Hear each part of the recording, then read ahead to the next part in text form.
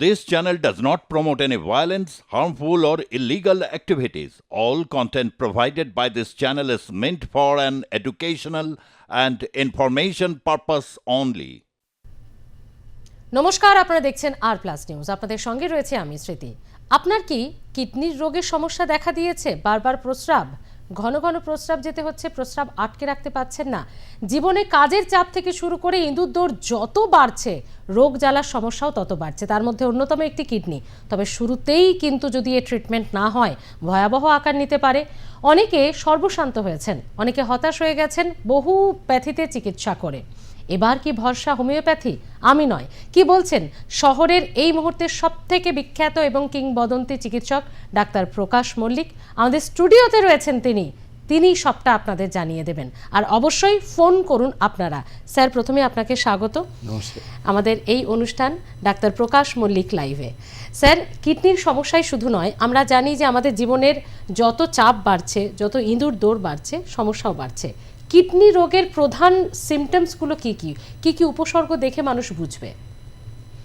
হ্যাঁ, kidney actually cancer, হৃদরোগের পরেই যে সমস্যাটা আমাদের খুব ভাবিত করে তুলেছে সেটা কিডনি। এবং সেই লক্ষ্যেই আমি লিভার ও কিডনি রোগের হোমিওপ্যাথি চিকিৎসা নামে একটি বইও লিখেছি। এবং ইদানিং কিডনি রোগের সমস্যা বাড়ছে, এবং এই বাড়ার সমস্যা আমাদের খাওয়া দাওয়া এবং অ্যানিমেল প্রোটিন বেশি খাওয়া একটা কারণ। এবং তাছাড়াও আমরা অনেক সময় যে মডার্ন মেডিসিনের যে ডোজটাকে কমপ্লিট করি না। এবং গ্রামেগঞ্জে আমরা কি করি, আমরা নিজেরা ডাক্তারি করি। কীরকম না, একজন ডাক্তারবাবু লিখলেন যে একটা করে বড়ি দুবার 7 দিন খাবেন কি 15 দিন খাবেন, আপনি 2 দিন খেয়ে একটু রিলিফ পেয়ে গেলেন, তখন খাওয়াটা বন্ধ করে দিলেন বা ভুলে গেলেন। তাহলে কি হলো না, ব্যাপারটা হলো কি যে এই ডোজটা কমপ্লিট না করলে এই কিডনি কিন্তু সমস্যা হতে পারে।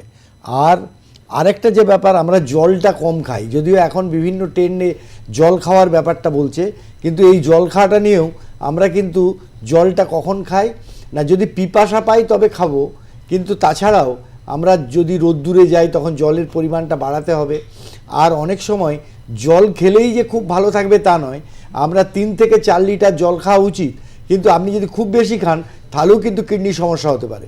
যাদের কিডনিতে স্টোন আছে তারা জলটা খাবে, কিন্তু যাদের কিডনির প্রবলেম হচ্ছে, এবং এটা কি করে বুঝবেন, যখন আপনারা কুমোটে প্রস্রাব করছেন, যদি ফেনাটা কয়েক মিনিটের মধ্যে না যায় তাহলে বুঝবেন যে আপনার প্রোটিনটা বেরিয়ে যাচ্ছে, কিডনির সমস্যা। মানে প্রস্রাবে ফেনা হওয়া এটা কিডনি সমস্যার একটা প্রধান কারণ। বাবা। এবং আরেকটা ব্যাপার হচ্ছে যে ইউরিনারি ট্র্যাক্ট ইনফেকশন কিন্তু এখন খুব কমন একটা প্রবলেম। অনেক সময় আমাদের টয়লেটে, আমরা বাইরে টয়লেটে যাই, কিন্তু অনেক সময় অনেকে যে ইউরিনারি ট্র্যাক্ট ইনফেকশন হয় মহিলারা বেশি হয়। এবং সেই ক্ষেত্রে যে কিভাবে ক্লিন রাখবেন, এর হাইজিনটা কিভাবে মেনটেন করবেন, আমি খুব অনেক পদ্ধতি আছে। আমি সাধারণ মানুষ হিসেবে বলতে চাই, আপনারা যে কুমোরটা ব্যবহার করেন তার যে ফ্লাক্সের ওয়াটারটা, সেখানে যদি অন্তত ফিনাইল দিয়ে দেন তাহলে কিন্তু পরবর্তী ক্ষেত্রে যে প্রস্রাব করছে তার ক্ষেত্রে ইনফেকশনটা হবে না। এটা একটা কমন একটা ফ্যাক্টর। আর হচ্ছে মহিলাদের ক্ষেত্রে বা যে কোনো মানুষের ক্ষেত্রেই যখন আমরা প্রস্রাব চেপে রাখি, এবং আমরা হয়তো কাজে ব্যস্ত আছি, বিজ্ঞানী হতে পারে, আমার কাছে একজন বিজ্ঞানী পেশেন্ট আছে, সে বলছে স্যার আমি যখন এক্সপেরিমেন্ট করি তখন আমি পেচ্ছাপ করতে ভুলে যাই। কিন্তু মুশকিল হচ্ছে যে আমাদের একটা ইউরিনারি যে ব্লাডার আছে, সেই ব্লাডারে একটা নির্দিষ্ট ক্ষমতা আছে, কিন্তু যখন আপনি বারবার চেপে রাখছেন একটা সময় না ইউরিনারি ব্লাডারের এক্সপানশন হয়ে যায়, এবং তখন আবার কি হয় না ইউরিনারি ব্লাডটাতে আপনার ইউরিন রয়ে যায়, এবং সেখান থেকে এনি ব্যাকটেরিয়াল ইনফেকশনসের খুব প্রয়োজন হয়। আর একটা কী হয় না, যখন আপনি বারবার চেপে রাখছেন তখন আপনি ভাবছেন আমাকে আর পেশাব পাচ্ছে না, আসলে আপনার কিন্তু ওখানেই শুরু হয়ে গেছে সমস্যাটা। আর কি না, একটা আমাদের ভালভ আছে যে ইউরিনারি ব্লাডারে যে জলটা এসে জমছে, কিন্তু একটা নির্দিষ্ট টাইমের পরে সেই ভালভটা কিন্তু চলে যায়, তখন কিন্তু উল্টো দিক দিয়ে ইউরিন চলে যায় এবং ব্লাডের মধ্যে মিশে গিয়ে আপনার কিন্তু পুরো overall infection of the whole of over body, এবং সেটাকে আমরা বলি পাইরেক্সিয়া, এবং সেরকম কন্ডিশনও তৈরি হয়ে যেতে পারে। তো সেই ক্ষেত্রে আর কিডনি স্টোন একটা বিরাট সমস্যা। একদম স্যার, কিডনি স্টোনে যাব, অবশ্যই একটু বিরত করতে বাধ্য হচ্ছি, দর্শক বন্ধুরা রয়েছেন, একটু আমরা কথা বলিনি। নমস্কার, বলুন কে আছেন আমাদের সঙ্গে? আমি সহদেব দাস। হ্যাঁ বলুন কি জানতে চাইছেন? আমি 5 বছর ধরে ইউরোলজির সমস্যায় ভুগছি। 5 বছর। আমি আমার যেটা মানে প্রস্টেট আমার প্রস্রাব মানে আসবে অনেক পরে, প্রায় প্রস্রাব করতে গেলে প্রায় 10 মিনিট দাঁড়ানোর পর প্রস্রাব আসে, আবার মাঝপথে আটকে যায়। আচ্ছা, আমার বয়সটা কত? আমি হোমিওপ্যাথি ওষুধ আমি এই স্যাডলটা খাচ্ছি, স্যাডলটা আগে খেয়েছি, সুজা 200 খেয়েছি, সুজা 200 খেয়েছি, হ্যাঁ এখন স্যাডলটা খাচ্ছি, তারপরে মানে এগুলো এখন এটা খাচ্ছি আর কি। কিন্তু প্রস্রাব করতে গেলে প্রায় 10 থেকে 15 মিনিট দাঁড়াতে, কোনো সময় ফিরে চলে যেতে হচ্ছে, রানি চলে যেতে হচ্ছে। আর প্রস্রাব করতে গেলে অর্ধেক। বুঝতে পেরেছি। সহদেব বাবু, আপনার বয়স কত? আমার বয়স 74। 74, মানে বয়সটাও অনেকটা হয়েছে। না, কি অ্যাকচুয়ালি করবেন? আপনার আপনি শুনুন আর স্যার কি হচ্ছে বলছেন, আপনি শুনুন। আমার 42 গ্রামে বেশি, প্রস্টেটটা বড় আছে, 42 গ্রামে বেশি। আচ্ছা, এবার আপনি একটু শুনুন স্যার কি পরামর্শ দিচ্ছেন আপনাকে। আচ্ছা আচ্ছা আচ্ছা। আপনি অ্যাকচুয়ালি প্রোস্টেটের সমস্যায় ভুগছেন, যেহেতু 72 বছর বয়স হয়েছে, এখন আর অপারেশনে যাবেন না, এবং আপনি হোমিওপ্যাথি ওষুধ জানেন, যদিও আমি কোনো লাইভ প্রোগ্রামে কোনো ওষুধের কথা বলি না, তবুও আপনার জন্য বলছি, কারণ আপনি যেমন বলছেন স্যাডলটা খাচ্ছেন, ওটা বাদ দিয়ে সবাই এটা প্রেসক্রিপশন করে, আমি বেসিক্যালি এটা প্রেসক্রিপশন করি না। আপনি চিমাফিলা মাদার খাবেন আর ফেরামপিক 200, এই দুটো খেয়ে কেমন থাকেন, তারপরে যদি সুরা হয় ভালো, না হলে কোনো চিকিৎসকের শরণাপন্ন হবেন। আর এটা প্রোস্টেটের সমস্যা। আরেকটা কথা বলি, এটা টেকনিক, এটা কত বিজ্ঞানভিত্তিকভাবে বলবি মানে ঠিক কিনা জানি না, তবে আমার প্র্যাকটিস জীবনে 39 বছর প্র্যাকটিস করে আমার কাছে এরকম প্রচুর প্রোস্টেটের পেশেন্ট আছে। একজন ভদ্রলোক, তারও এরকম 72 বছর বয়স, তার কিন্তু নানা রকম এলোপ্যাথি চিকিৎসা করার পরে আমাদের হোমিওপ্যাথি ওষুধ খেয়ে ভালো আছে। আর এখানে একটা টিপস বলে দিচ্ছি, যখন ওই যে বলছেন পেচ্ছাপ করতে দেরি হয়, যদি আপনি বাথরুমের কলটা খুলে পেচ্ছাপ করেন, ওই যে কলটা খুলছেন, তো খোলার সঙ্গে সঙ্গে একটা সেন্সেশন আমাদের ব্রেন থেকে আপনার একটা মানে ইউরিন পাস করার জন্য একটা অনুভব হবে, এবং তাতে কিন্তু সহজে পেচ্ছাপটা মানে অনুভব এটা হবে। সাইকোলজিক্যাল একটা এফেক্ট, সাইকোলজিক্যাল বিরাট এফেক্ট। এবং আমার ভালো জীবনে টিপস দিয়েছেন। আমি অনেক পেশেন্টকে বলেছি, যারা অনেক সময় তার ছেলেরা আমেরিকায় থাকে, তাকেও যখন বলেছি যে কলটা খুলে, এটা কিন্তু কোনো মেডিকেল সায়েন্সের বই নেই, এটা কিন্তু আমার নিজের অনুভব থেকে বলছি। বাহ। এবং কলটা খুলে যখন আপনি যদি প্রস্রাবটা করেন, দেখবেন ওই টাইমটা কিন্তু অনেক শর্ট হয়ে যাচ্ছে। বাহ, আচ্ছা, আপনারাও ফোন করতে পারেন। এবং স্যারকে দেখাতে হলে দেখুন বুকিং নাম্বার বলে একটি নাম্বার যাচ্ছে, যারা এই অনুষ্ঠানে সরাসরি স্যারের সাথে কথা বলতে চাইছেন তারা তো দেখুন দুটি নাম্বার যাচ্ছে, এবং বুকিং নাম্বার বলে যে নাম্বার যাচ্ছে তাতে স্যারের বুকিং নাম্বার আছে। আপনারা নির্দ্বিধায় ফোন করুন, সেখানে ফোন করে সমস্ত বিষয় আপনারা জানতে পারেন, স্যার কোথায় কোথায় বসেন, কি বিষয়, সমস্তটাই আপনাদের বৃত্তান্ত জানিয়ে দেওয়া হবে। এবং A to Z এমন কোনো রোগ নেই, তাই তো স্যার ঠিকই একদম, বলেছি, একদম। যার হোমিওপ্যাথিতে স্যার চিকিৎসা করেন না, এবং যার 99%ই সফল চিকিৎসা এতদিন পর্যন্ত, প্রায় 40 বছর, 1-2 বছর 4 বছর নয়, 40 বছরের অভিজ্ঞতা থেকে এবং বাস্তব জীবন থেকেও কতটা সুন্দর স্যার বললেন এই টিপসগুলো। স্যার আপনি যে বিষয়গুলো বললেন, এরপর আমি একটু কিডনি পাথরে যাব। আমরা ইউরিনারি ট্র্যাক ইনফেকশনে ছিলাম। কিডনিতে পাথরের প্রধান লক্ষণগুলো কি কি এবং কেন হয়, আর তারপর চিকিৎসা? কিডনিতে পাথরের ব্যাপারটা হচ্ছে যে প্রথমেই আপনি জ্বালা হতে পারে, আচ্ছা, এবং পেচ্ছাপটা অবস্ট্রাকশন হতে পারে, অর্থাৎ পাথরটা যদি ইউরিনারি ট্র্যাক্টে চলে আসে তখন পেশাব করতে পারবেন না। তখন কিন্তু সব থেকে ভালো হচ্ছে একটা ইউএসজি করে নেওয়া, এবং তাহলে পাথরটাও বোঝা যেতে পারে, বা পোস্টেট গ্ল্যান্ডের কোনো ইনফ্লামেশন হয়েছে কিনা, পোস্টেট গ্ল্যান্ডটার কোনো এনলার্জমেন্ট হয়েছে কিনা সেটা বোঝা যায়, এবং সেইতে আপনি এটা করলে সহজেই বুঝে যাবেন। আর অনেক সময় যদি খুব দেরি হয়, তাহলে কিন্তু এই কিডনি পাথরের জন্য আপনার রক্তও পড়তে পারে, এবং দ্যাট ইজ ভেরি ডেঞ্জারাস, যাকে আমরা মেডিকেল টার্মে বলি হিমাচুরিয়া।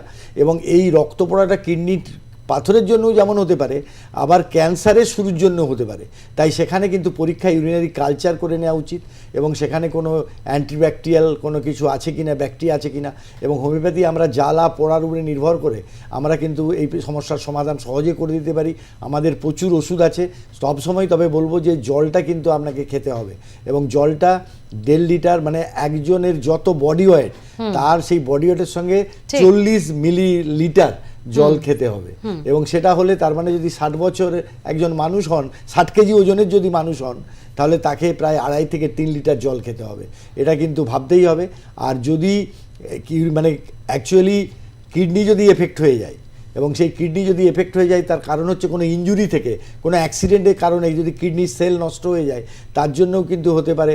এবং সেই ক্ষেত্রে যদি আপনার ক্রিয়েটিনিন বলে একটা জিনিস আছে, ক্রিয়েটিনিনটা যদি বেড়ে যায়, তাহলে সেক্ষেত্রে কিন্তু আপনাকে জলটা কম খেতে হবে। আর যাদের পোস্টেটের প্রবলেম আছে তাদেরকে আমি এখানে আজকে লাইভ প্রোগ্রাম থেকে একটা বলবো, পিএসএ বলে একটা জিনিস আছে, এটা টেস্ট করবেন। পিএসএটা যদি বাড়তে থাকে তাহলে it is a sign of cancer. ভয় পাওয়ার কিছু নেই, যদি এটা বাড়তে থাকে আমরা কিন্তু ওটাকে কন্ট্রোল করে আপনার ক্যান্সারের হাত থেকে রক্ষা করে দেওয়ার মতো আমাদের হোমিওপ্যাথি সায়েন্সের যোগ্যতা আছে। মানে কোনোভাবে কিডনিতে সমস্যার বিষয়টি কিন্তু কোনোভাবে অবহেলা করার নয়, মানে সেটা থেকে কিন্তু ক্যান্সার পর্যন্ত চলে যেতে পারে। আজকে আমরা ক্যান্সার নিয়ে আলোচনা করছি না, আমি নেক্সট একটা টপিক স্যারকে বলবো অবশ্যই ক্যান্সারের ওপর রাখতে, কারণ ক্যান্সারেরও চিকিৎসা করে থাকেন বিশিষ্ট চিকিৎসক ডাক্তার প্রকাশ মল্লিক। এবং এই সঙ্গে আমরা কিডনির যে বিষয়টা ছিলাম, মানে জল খাওয়ার সঙ্গে কিন্তু একটা রিলেশন রয়েছে। স্যার এবার যে বিষয়টাতে আসবো, যে সমস্ত প্যাথিকে একদম হতাশ হয়ে গিয়ে হয়তো কোনো ভুল ভ্রান্তি কিছু থাকতেই পারে তার মধ্যে, বা ধৈর্য না থাকতে পারে, শেষে এসে ডাক্তার প্রকাশ মল্লিকের কাছে সুস্থ হচ্ছেন। আমরা আপনার চেম্বারে গিয়ে দেখেছি যে যেখানে প্রচুর মানুষ বলছেন আপনি তাদের কাছে ভগবান।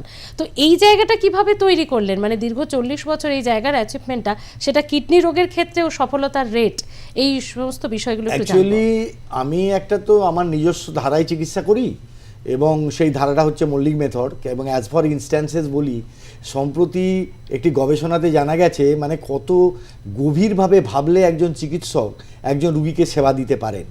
বলছে বোরো ধানের চাষ হয় কিভাবে না, বোরো ধানের চাষ হয় মানে ভূগর্ভস্থ জল থেকে, এবং আর যে বৃষ্টির জল হয়, আগে আমরা গ্রামেরই ছেলে, যে গ্রামে যখন বৃষ্টির জলে চাষ হতো সেটা কিন্তু নর্মাল চালটা তৈরি হতো। আর এই যে ভূগর্ভস্থ জল থেকে যে চাষটা হচ্ছে, এই চালের মধ্যে ক্যাডমিয়াম বলে একটা জিনিস আছে, এবং তার জন্য কিডনি নষ্ট হতে পারে, প্যাঙ্কিয়াটিসও প্রবলেম হতে পারে। আমি ব্যক্তিগতভাবে আমি এরকম গভীর মূল থেকে ভাবি, কারণ এটা একটা গবেষণা।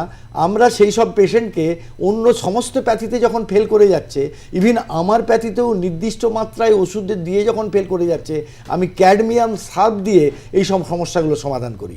আর একটা ইনস্ট্যান্সেস, আমার ছেলেও হোমিওপ্যাথি ডাক্তার, তার নাম হচ্ছে ডাক্তার পার্থসারথী মল্লিক। সে ওই একজন আছে, সে মাছ খেলে তার পেটের সমস্যা হয়, এবং সে খুব বড় বড় মাছ খেতে ভালোবাসে। তো আমাদের হোমিওপ্যাথি ওষুধ আছে, পালসেটিলা, এই সমস্ত ওষুধ আছে, খেয়েছে, দিয়েছে আমার ছেলে। তো আমার ছেলে বলছে, বাবা এই রুগীটাকে কিন্তু আমি কন্ট্রোল করতে পারছি না, ভালো হচ্ছে মানে কমছে কিন্তু ভালো হচ্ছে না। তাই আমি বললাম, ও যে বড় মাছ খায়, কীরকম মাছ খায় না, যেগুলো চালালি মান, আমাদের দেশে যে অন্ধ্রপ্রদেশ থেকে মালগুলো আছে, মাছগুলো আছে, সেগুলো খায়। এতে কিন্তু ফরমালিন থাকে। তা আমি ওকে বললাম যে ফরমালিন 200 বলে আমাদের একটা ওষুধ আছে, সেটা দিয়ে দাও। এখানে কিন্তু কোনো মানে সেরকম বইয়ে সেভাবেই নেই, ভাবনাটাকে এই জায়গায় নিয়ে গিয়ে যদি আমরা পেশেন্টকে সেবা দিতে পারি, ওই যে যেটা চালটা আপনারা একই মনে হচ্ছে, তার যদি কেমিক্যাল প্রোডাক্ট বা সাইন্টিফিক্যালি দেখছেন, কিন্তু তার মধ্যে যে ক্যাডমিয়াম সালফেট এসে যেতে পারে, এই ভাবনাটা আমি ওই জন্য বলি যে গভীরভাবে ভাবতে হবে, দৃষ্টিভঙ্গি বদলাতে হবে, তবেই মানুষের সেবা দেওয়া সম্ভব। একদম। আমি আরো ডিটেলসে জানবো স্যারের কাছে। একজন দর্শক বন্ধু রয়েছেন আমাদের সঙ্গে। নমস্কার, বলুন কে আছেন আমাদের সঙ্গে? আমি পার্থবান বলছি, মুর্শিদাবাদ থেকে। হ্যাঁ বলুন, কি জানতে চাইছেন বলুন। আমার একটু নার্ভেরও সমস্যা আছে, আর ফাস্টিং সুগারটা 180 আছে। তা আমার মানে পেটটা একটু ঘন ঘন হয়, ঘন ঘন প্রস্রাব হয়। হ্যাঁ, কিন্তু দিনের বেলা হয় না, এটা রাত্রে একটু বেশি হয়। আর আমি পটাশিয়াম ইউরিয়া পরীক্ষা করেছি, কিডনি করেছি, তার পটাশিয়ামটা একটু বেশি আছে। হ্যাঁ, পটাশিয়ামটা একটু বেশি আছে। আর আপনার নার্ভেরও আমার একটু সমস্যা, হাত পা ঝিনঝিন করে। আচ্ছা, আপনি জানতে চাইছেন কি করবেন, কি করা উচিত? হ্যাঁ, আপনার বয়সটা বলুন। আমার বয়স 58 বছর বয়স। আপনাকে ধন্যবাদ। এবং আপনি যে বলেছেন ডায়াবেটিস, সুগার আছে, এই সুগার কিন্তু ডায়াবেটিস একটা কিডনির প্রবলেমের একটা সূত্রপাত বলা যায়। সেই জন্যে ডায়াবেটিসটাকে কিন্তু সবসময় কন্ট্রোলে রাখতে হবে, খাওয়া দাওয়া রেস্ট্রিকশন করতে হবে, ব্যায়াম করতে হবে, এবং মেন্টাল টেনশন থেকে ফ্রি থাকতে হবে। এবং ডায়াবেটিস হচ্ছে সাইলেন্ট কিলার বলি আমরা, 1001টা রোগ হওয়ার সম্ভাবনা আছে, এবং সেই জন্য আপনাকে ডায়াবেটিস মাস্ট কন্ট্রোল, এবং মেন্টাল থেকেও কিন্তু ডায়াবেটিস হওয়ার সম্ভাবনা। আর ডায়াবেটিস তো অনেক একটা রোগ, তার মানে ডায়াবেটিক রেটিনোপ্যাথি পর্যন্ত হতে পারে, আমাদের চোখে দেখতে পাবেন না। তা সেই জন্যে আপনাকে ডায়াবেটিস কন্ট্রোল রাখতে হবে। এবং আমরা দেখেছি ডায়াবেটিস আনকন্ট্রোল হলে তার পরবর্তীকালে কিডনির সমস্যা কিন্তু ব্যাপকভাবে হয়। এবং আরেকটা ব্যাপার হচ্ছে যে আমাদের এখানে হাইড্রোনেফ্রোসিস বলে, অর্থাৎ জলটা জমে যাচ্ছে, আর ওখানে প্যারেনকাইমাল সেল আছে, তার ডিফেক্ট হয়ে কিন্তু পরবর্তীকালে কিডনি এফেক্ট হয়ে গিয়ে আপনার ক্রিয়েটিনিনটা বেড়ে যায়।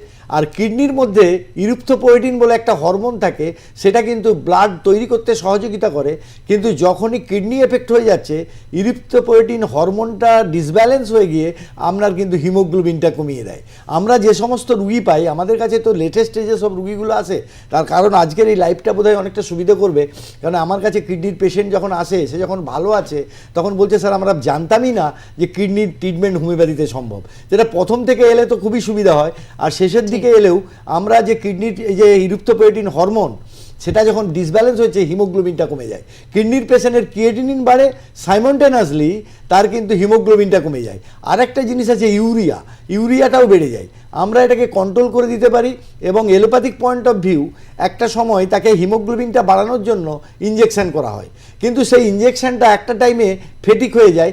তখন কিন্তু আমাদের হোমিওপ্যাথি ওষুধ দিয়ে আমরা হিমোগ্লোবিনটা বাড়াতে পারি, আর হিমোগ্লোবিন বাড়লেই ক্রিয়েটিনটা কমবে। এটা দুটোর মধ্যে একটা ভাইস ভার্সা সম্পর্ক আছে। তাই ডায়াবেটিস পেশেন্টদের বলবো, এবং ডায়াবেটিস পেশেন্ট নয়, যাদের পারিবারিক হিস্ট্রিতে ডায়াবেটিস আছে তারা কিন্তু এ ব্যাপারে কনসাস হবেন। আর অনেকে মনে করছেন যে প্রোটিন খাওয়া যাবে না, বা অনেক সময় ক্রিয়েটিনটা বেড়ে গেল, আপনি নিজে নিজে সিদ্ধান্ত নিলেন যে প্রোটিন কম খাবো, কিন্তু শারীরবৃত্তীয় প্রক্রিয়া চালানোর জন্য কিছু প্রোটিনের দরকার। সেই জন্য আপনি মাংসের স্যুপ খাবেন, কিন্তু মাংসটা খাবেন না। কিন্তু এইটা যদি কন্ট্রোল না করেন, তাহলে শারীরবৃত্তীয় প্রক্রিয়া চলার জন্য যে প্রোটিনটা দরকার, সেই প্রোটিনটা যদি না পান, তাহলে আপনার কিন্তু চেহারা কমে যাবে। এবং তখন সাইকোলজিক্যালি আপনি যখন মানে ওজনটাকে কমে যাচ্ছে, তখন আপনার মানসিক অবস্থা খারাপ হবে, পারিপার্শ্বিক লোক বলবে রোগা হয়ে যাচ্ছ, তখন মানসিক স্ট্রেন, এবং তখন কিন্তু ডায়াবেটিসটাও কিন্তু আনকন্ট্রোল হয়ে যাবে। তাই ডায়াবেটিস এবং কিডনির সম্পর্ক এটা কিন্তু একটা বিরাট গুরুত্বপূর্ণ। আর প্রস্রাব কখনো চেপে রাখা চলবে না।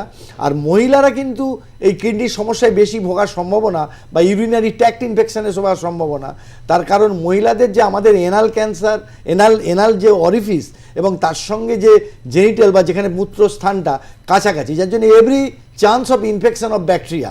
সেই জন্য প্রপার হাইজিনটা মেনটেন করতে হবে। অনেকে প্রপার হাইজিনটা মেনটেন করেন না, এই জন্য জল নেওয়া, এবং অনেক সময় প্রপার হাইজিন মেনটেন মানে কিন্তু সবাই ভাবে সাবান দেওয়া, তা নয়। গরম জল করে তুলো দিয়ে যদি যতটা পারে সম্ভব, যদি আপনি প্রপার হাইজিনটাকে মেনটেন করেন, এবং যে ন্যাপকিনগুলো ব্যবহার করেন, অর্থাৎ যে আপনার আন্ডার গার্মেন্টসগুলোকে পরিষ্কার পরিচ্ছন্ন রাখা। এবং আমার এই 40 বছর এক্সপিরিয়েন্সে দেখেছি, যারা ইয়াং লেডি, যারা কলেজে পড়ে, তারা কিন্তু ওই আন্ডার গার্মেন্টস পরেই শুয়ে যায়, এবং সেটা কখনোই যাবে না।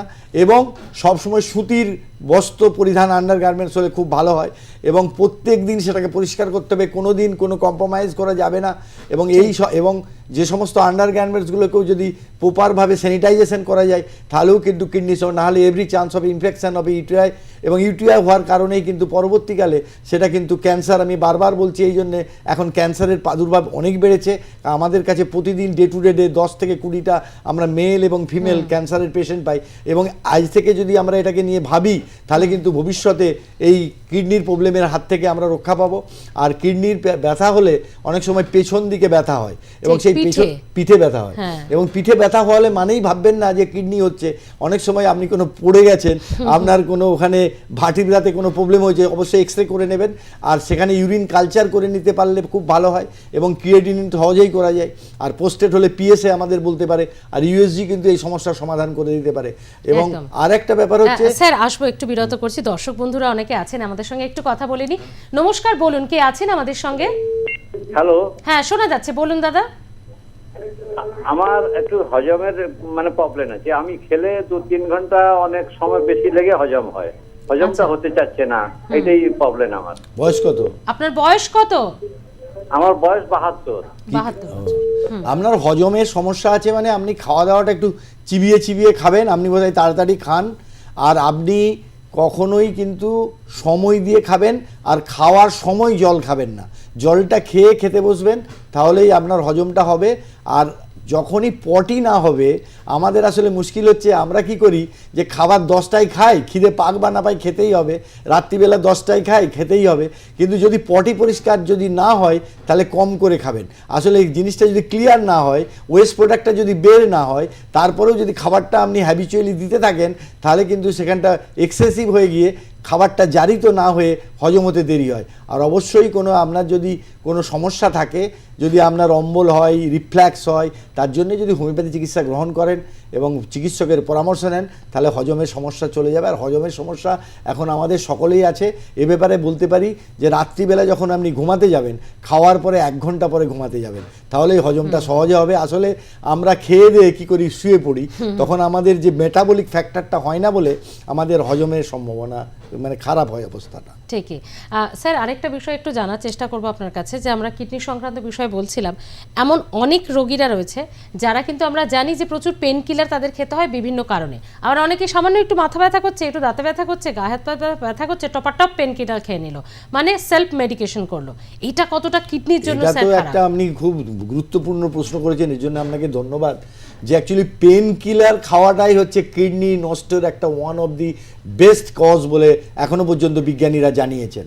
এবং সেই জন্যেই এই যে পেন কিলার তো খাবেনই না, এবং সেক্ষেত্রে হোমিওপ্যাথি চিকিৎসা করলে আরেকটা ব্যাপার এখানে আমি বলে দিচ্ছি, সেটা হচ্ছে সিস্ট হয়।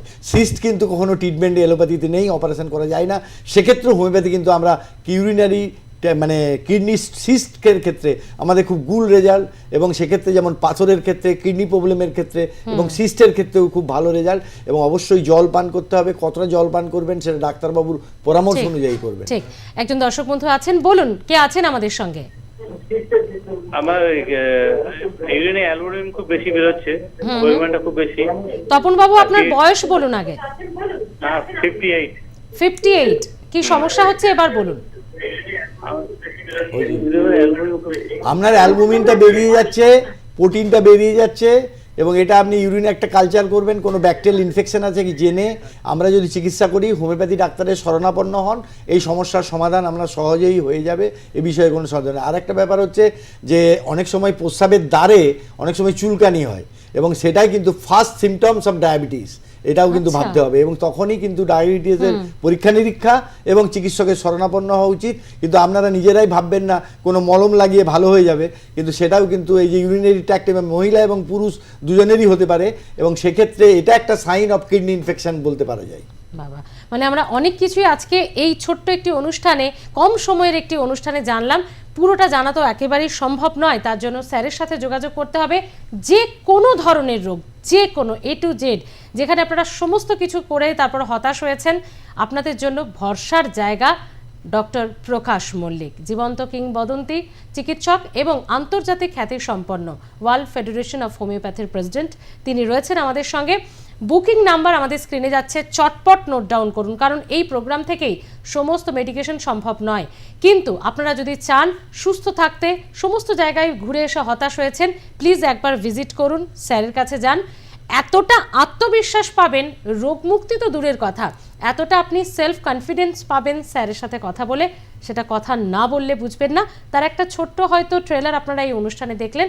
স্যার কত সুন্দর বাস্তব জীবন থেকে কথা বললেন। স্যার 90টার কাছাকাছি বই আপনার, বিভিন্ন বিষয় নিয়ে, এটা কিভাবে সম্ভব হলো? না, আসলে আমি মনে করেছি যে অ্যাকচুয়ালি আমি মারা যাব, আমি পুড়ে যাব, কিন্তু আমার এই বইগুলো থেকে যাবে, এই জ্ঞানের আলো দিয়ে যাবে, সেই লক্ষ্যেই আমার এই গ্রন্থ রচনা। এবং এই গ্রন্থ রচনাটাই, আর আমার এ ব্যাপারে আমাদের অতীতের প্রখ্যাত হোমিওপ্যাথি চিকিৎসক ভোলানাথ চক্রবর্তী আমাকে অনুপ্রাণিত করেছিলেন, তার অনুপ্রেরণাতেই আমার এই গ্রন্থ রচনা। বাহ স্যার, অনেক ধন্যবাদ এত সুন্দর করে সমস্তটা বুঝিয়ে দেওয়ার জন্য এবং রোগীদের পাশে থাকার জন্য। স্যার আমাদের কলকাতাতে, আমাদের কাছাকাছি দমদমে এবং MG রোডে বসেন, জেলাতেও স্যার যান। আপনারা প্লিজ বুকিং নাম্বার যে যাচ্ছে তাতে ফোন করে যাবতীয় যা প্রশ্ন, যা জিজ্ঞাসা, যা কোয়ারিজ আছে, প্লিজ আপনারা করে ফেলতে পারবেন। দেরি করবেন না, কারণ অনেক আগেই যদি আসেন, অনেক কম খরচে, অনেক কম সময়ে, কম হয়রানিতে স্যার আপনাকে সুস্থ করে তুলতে পারবে।